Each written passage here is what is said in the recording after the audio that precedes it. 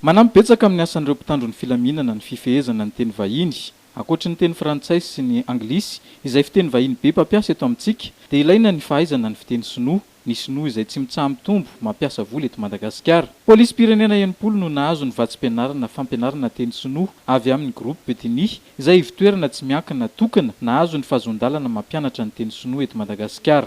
Raha niala tamin'ny tamatavy zay teo zany hoe nisy andihana mpianatra zato nampianarina teny sinoa olon-dehibe zany tato amin'ny école Teny zay nahazo ny classe Confucius teto Madagasikara dia zao ndray zay dia miditra amin'ny polisy malagasy. Zato ora no hijanonana eto aminay ary amin'izay zato ora zay ka manao ny fianarany tsara izy dia sady efa mahay manoratra teny sinoa izy no mahay miteny ihany koa.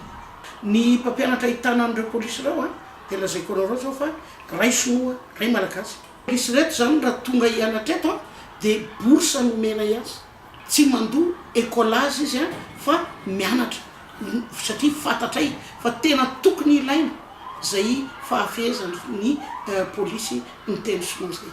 Ankoatry ny fizarana amin'ny teny sinoa dia nampianarana ny kolotsaina sy ny fotom-pisainana sinoa ihany koa ireto mpiofana 10 mianadahy ireto.